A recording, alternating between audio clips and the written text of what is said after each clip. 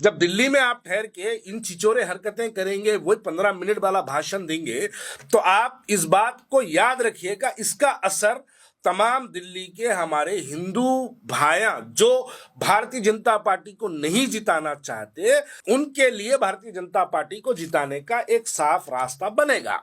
इसके लिए मोदी जी मुबारक, आपके प्यादे अल मदद या ओवैसी के नाम से वो लोग दिल्ली में आज से कैंपेनिंग शुरू करे हैं।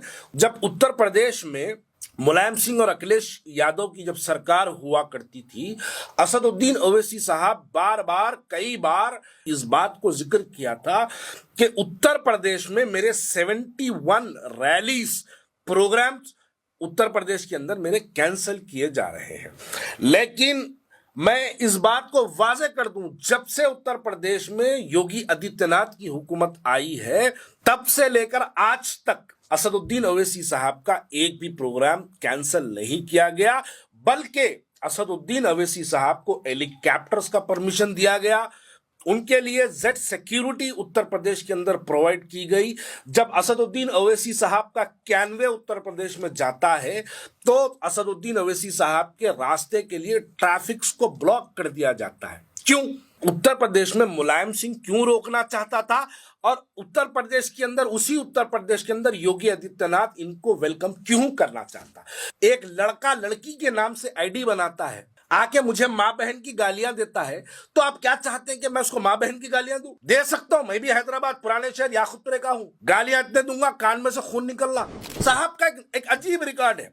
साहब जिस जिस को जिताओ बोलते हैं उन्हें पक्का हारता, और साहब जिस जिस को हराएंगे बोलते वो लोग पक्का जीतते। साहब जो जो बोलते हैं ना, उसका अपोजिट होता है। बल्कि मैं तो यहां तक कह दूं कि साहब इस वक्त कम्युनिटी के लिए साहब एक नखीब मिल्लत नहीं है, साहब मन्नू से मिल्लत है, जो मिल्लत के अंदर मन्नूसियत फैलाते हैं, जो मिल्लत को एक अजीब सी राह दिखाते हैं। सरे मंबर वो ख्वाबों के महल तामीर करते हैं, गमे मरहम नहीं करते, फकत तकरीर करते हैं। मुबारक मोदी जी, आपको दिल्ली मुबारक। इसलिए दिल्ली मुबारक क्योंकि हैदराबाद से दिल्ली में आज से कैंपेनिंग शुरू हुई है। आज से हैदराबाद की हमारी एक क़यादत दिल्ली में पहुंची है। अब फिर वहां पहुंचने के बाद फिर वही 15 मिनट, फिर वही घड़ियां, फिर वही महाराष्ट्र, फिर वही भड़काऊ भाषण, फिर वही जलवा जलवा, फिर वही तेरा मेरा रिश्ता क्या। इससे फायदा रास तौर पे जैसे महाराष्ट्र में भारतीय जनता पार्टी को पहुंचा, वैसी ही दिल्ली के अंदर मुकम्मल पूरे सीटों पर भारतीय जनता पार्टी को फायदा पहुंचेगा।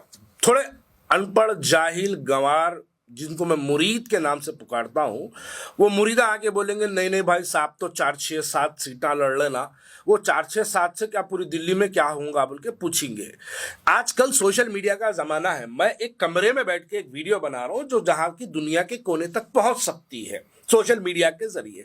जब दिल्ली में आप ठहर के इन छिचोरे हरकतें करेंगे, वही 15 मिनट वाला भाषण देंगे, तो आप इस बात को याद रखिएगा, इसका असर तमाम दिल्ली के हमारे हिंदू भाइयां जो भारतीय जनता पार्टी को नहीं जिताना चाहते, जो किसी एक सेकुलर पार्टी को या फिर भारतीय जनता पार्टी से कम जहर रखने वाली पार्टी को जिताना चाहते हैं, उनके लिए भारतीय जनता पार्टी को जिताने का एक साफ रास्ता बनेगा।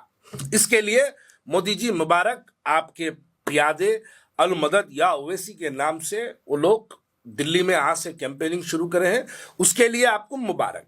देखिए, मैं यहां पर मेरे इस नाजरीन को याद दिलाना चाहता हूं, जब उत्तर प्रदेश में मुलायम सिंह और अखिलेश यादव की जब सरकार हुआ करती थी, असदुद्दीन ओवैसी साहब बार बार कई बार नेशनल मीडियाज में और कई जलसों में, मुझे याद है चंचलगुड़ा ग्राउंड के जलसे में भी उन्होंने इस बात को जिक्र किया था कि उत्तर प्रदेश में मेरे 71 रैलीज प्रोग्राम्स उत्तर प्रदेश के अंदर मेरे कैंसिल किए जा रहे हैं।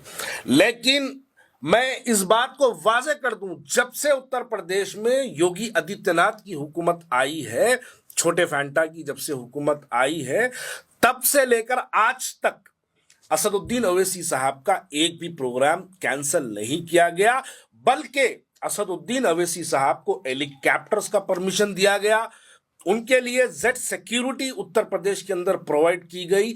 जब असदुद्दीन ओवैसी साहब का कैनवे उत्तर प्रदेश में जाता है तो असदुद्दीन ओवैसी साहब के रास्ते के लिए ट्रैफिक को ब्लॉक कर दिया जाता है। क्यों बताइए, क्यों भाई? उत्तर प्रदेश में मुलायम सिंह क्यों रोकना चाहता था और उत्तर प्रदेश के अंदर, उसी उत्तर प्रदेश के अंदर योगी आदित्यनाथ इनको वेलकम क्यों करना चाहता? क्योंकि इनकी आमद और इनकी मौजूदगी दिखाकर भारतीय जनता पार्टी के जो नाराज वोटर्स हैं, उन वोटर्स को भारतीय जनता पार्टी के कोठे में डालने का काम असदुद्दीन ओवैसी साहब उत्तर प्रदेश के अंदर वैसी करे, महाराष्ट्र में वैसी करेंगे, वैसी करे हैं और दिल्ली में वैसी करेंगे। ये इसी की वजह से यहां पे आते हैं। ये इसलिए भी करते हैं क्योंकि असदुद्दीन ओवैसी साहब अगर ये ना करे तो असदुद्दीन ओवैसी साहब का भी काम फिर आजम खान की तरह हो जाएगा, मुख्तार अंसारी की तरह हो जाएगा, अतीक अहमद की तरह हो जाएगा, अशरफ अहमद की तरह हो जाएगा। इनके ऊपर ईडी के रेड्स डाले जाएंगे, इनकम टैक्स की इंक्वायरीज बिठाई जाएगी, इनके प्रॉपर्टीज और इलीगल एसेट्स की इंक्वायरी की जाएगी।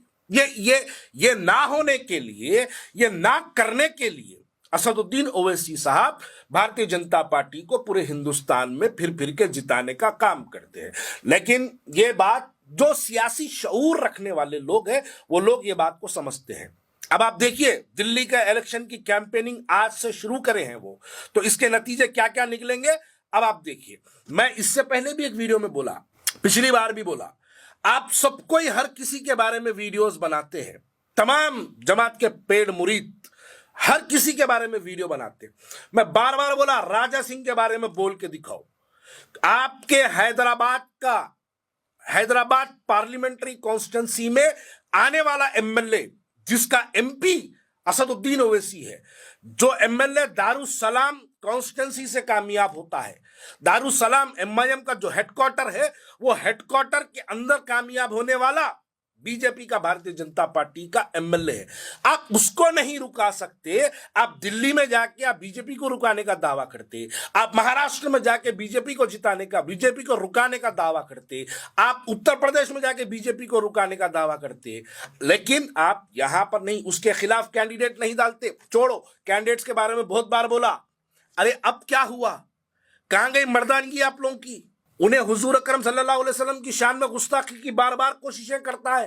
पूरी एक असदुद्दीन ओवैसी के बारे में बोलने जाके पूरी कम्युनिटी के बारे में बोलता है। असदुद्दीन ओवैसी साहब, आपके पेड मुरीद सोशल मीडिया पे मेरे को आके मां बहन की गालियां देते, मेरे मॉर्फ वीडियोस बनाते हैं। अरे कोई सोशल मीडिया पे आके असदुद्दीन ओवैसी की डीपी लगा के एक लड़का लड़की के नाम से आईडी बनाता है, आके मुझे मां बहन की गालियां देता है, तो आप क्या चाहते हैं कि मैं उसको मां बहन की गालियां दूं? पलटा के उसको मैं मां बहन का जवाब दूं? दे सकता हूं, मैं भी हैदराबाद पुराने शहर याकुतपुरे का हूं, गालियां इतने दूंगा कान में से खून निकलना। लेकिन उसका मतलब ये नहीं है कि मैं, आप भड़काऊ बात कर रहे हैं तो मैं भी भड़काऊ बात करूं। लेकिन मॉर्फ वीडियो बना के एक नई छोचा कर दिए। अरे मैं उसके अंदर किसी मोहतरमा को बाजी भी बोला, वो भी डालो, वो वीडियो में है। अरे मोहतरमा असदुद्दीन ओवैसी की आप फोटो लगा के मां बहन की गालियां दे रही है, मोहतरमा तो नहीं हो सकती, ये कोई पोटा ही होगा जो इनका सोशल मीडिया का कोई मुरीद का बेटा होगा। तो मैं उसको एक सरकास्टिक वे में बोला, तो इसका मतलब एक अलग निकाल दी दुनिया। खैर निकाल लो आप लोग, मैं बोलता रहूंगा। साहब का ये भी एक रिकॉर्ड है, सुनो मेरे वीडियो सुनने वाले लोग। केसीआर को जिताओ बोले, केसीआर हार गया। जगन को जिताओ बोले, जगन हार गया। बदरुद्दीन अजमल को जिताओ बोले, बदरुद्दीन अजमल हार गया। अख्तरुल ईमान को जिताओ बोले, अख्तरुल ईमान हार गया। इम्तियाज जलील को जिताओ बोले, इम्तियाज जलील हार गया। साबिर काबली वाले को गुजरात में जिताओ बोले, साबिर काबली वाला हार गया। सिकंदराबाद से मोटे को जिताओ बोले, सिकंदराबाद का मोटा हार गया। चेवल्ले से दुबले को जिताओ बोले, चेवल्ले का दुबला हार गया। निजामाबाद में वाइट वाले को जिताओ बोले, निजामाबाद का वाइट वालों वाला हार गया। वंचित बहुजन अगाड़ी को जिताओ बोले, वंचित बहुजन अगाड़ी हार गई। प्रकाश अंबेडकर को जिताओ बोले, प्रकाश अंबेडकर हार गया। उपेंद्र कुशवाहा को बिहार में जिताओ बोले, उपेंद्र कुशवाहा हार गया। ओम प्रकाश रहबर को जिताओ बोले, ओम प्रकाश रहबर हार गया। हद तो यह हो गई कि 2019 में कर्नाटक में कुमारस्वामी को जिताओ बोले, उन्हें हार गया। 2023 में उसको हराओ बोले तो उन्हें जीत गया। साहब का एक अजीब रिकॉर्ड है। साहब जिस को जिताओ बोलते हैं उन्हें पक्का हारता, और साहब जिस को हराएंगे बोलते वो लोग पक्का जीतते। मोदी को हराएंगे बोले मोदी जीत जाता, योगी को हराएंगे बोले योगी जीत गया, देवेंद्र फडणवीस को हराएंगे बोले देवेंद्र फडणवीस हार गया, नीतीश कुमार को हराएंगे बोले नीतीश कुमार जीत गया, चंद्रबाबू नायडू को हराएंगे बोले चंद्रबाबू नायडू जीत गया, आरएसएस रेवंत अन्ना को हराएंगे बोले आरएसएस रेवंत अन्ना जीत गया।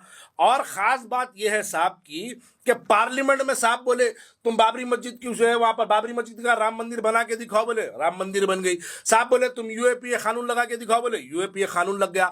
साहब बोले तुम ट्रिपल तलाक का कानून ला के बताओ, बोले ट्रिपल तलाक का कानून। साहब जो बोलते हैं ना उसका अपोजिट होता है। बल्कि मैं तो यहां तक कह दूं कि साहब इस वक्त कम्युनिटी के लिए साहब एक नखीब मिल्लत नहीं है, साहब मन्नू से मिल्लत है, जो मिल्लत के अंदर मन्नूसियत फैलाते हैं, जो मिल्लत को एक अजीब सी राह दिखाते हैं।